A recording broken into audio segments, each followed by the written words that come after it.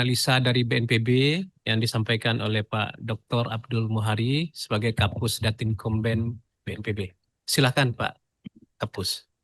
Terima kasih Bapak Sestama. Selamat pagi menjelang siang rekan-rekan media dan teman-teman di provinsi. Meneruskan penjelasan dari Pak Daryono tadi, ada beberapa hal yang perlu kita perhatikan. Yang pertama, memang dari perhitungan modeling di laut dalam, itu tadi sudah disampaikan oleh Pak Daryono, rata-rata pengukuran atau hasil modeling serta pengukuran dari beberapa tempat seperti yang kita lihat itu kisaran dari tinggi tsunami di laut dalam maupun di tide gauge di dekat pantai itu kisarannya sekitar di bawah 50 cm yang di luar Rusia.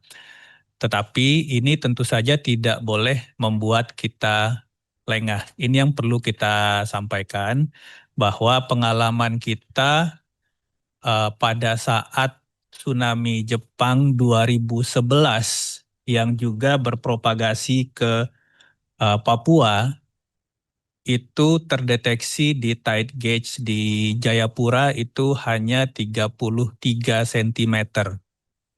Tetapi kemudian seperti terlihat di layar, formasi teluk ini bisa menyebabkan amplifikasi tinggi tsunami. Karena ada gelombang yang masuk, kemudian tidak bisa sepenuhnya keluar, sehingga titik-titik yang berwarna merah, daerah-daerah yang berwarna merah di Teluk Yotefa pada saat itu kemudian mengalami amplifikasi dari 30 cm, itu yang terdeteksi di tide gauge, pada gambar di sebelah kanan itu tinggi maksimum bisa mencapai 3,8 meter. Jadi untuk formasi-formasi daerah pantai yang sifatnya teluk, ini gelombang panjang yang datang itu berpotensi mengalami amplifikasi. Ini yang harus kita waspadai sehingga benar-benar kita mohon bantuan dukungan dari teman-teman di daerah. Ini kalau bisa daerah-daerah pantai ini memang kita kosongkan dulu. Nanti Pak Sestama akan memberikan arahan secara lebih detail. Tetapi secara teknis, formasi-formasi teluk seperti ini, mulai dari Teluk Yotefa, Papua, Papua Barat, kemudian Maluku, Maluku Utara, dan Sulawesi Utara hingga Gorontalo itu cukup banyak di sekitar pantai. Ini menjadi perhatian kita supaya ini bisa benar-benar dikosongkan terlebih dahulu pada waktu-waktu nanti yang sudah disampaikan oleh Pak Daryono, dan setelah jeda waktu setelah gelombang pertama itu datang. Karena untuk tsunami, terutama tsunami yang melintasi samudra, itu gelombang pertama tidak harus yang terbesar. Biasanya gelombang terbesarnya datang itu pada gelombang ketiga, gelombang keempat, gelombang kelima. Dan waktunya itu bisa periode jam.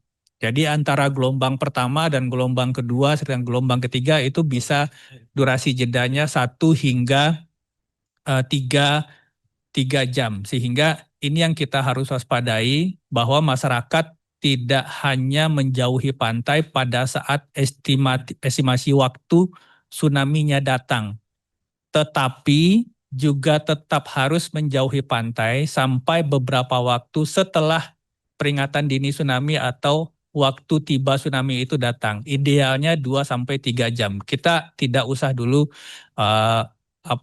bermain ke daerah pantai yang di 6 provinsi ini, khususnya bagian utara, di waktu mungkin 1 jam sebelum hingga 2 jam sesudah. Nanti Pak Sestama akan menyampaikan lebih lanjut. Jadi ini yang menjadi perhatian kita. Memang dari estimasi modeling dan data pengukuran muka air yang saat ini kita terima di sepanjang Pasifik, itu alhamdulillah ketinggian tsunami hanya dalam tanda kutip di bawah 50 cm. Tetapi sekali lagi, kalau kita bicara tsunami 50 cm pun itu bisa membunuh.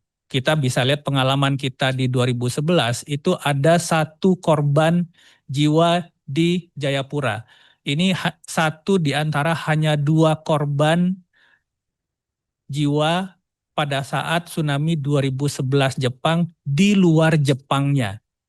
Jadi jangan sampai ini terulang, benar-benar kita waspadai, kita kosongkan dulu daerah pantai, supaya benar-benar nanti setelah tsunami, peringatan dini tsunami diakhiri oleh BMKG, baru kemudian masyarakat beraktivitas seperti biasa. Mungkin dari Pak Sestama akan memberikan arahan kepada pemerintah daerah lebih lanjut. Terima kasih Pak Kapus Datin, Pak Dr. Abdul Muhari.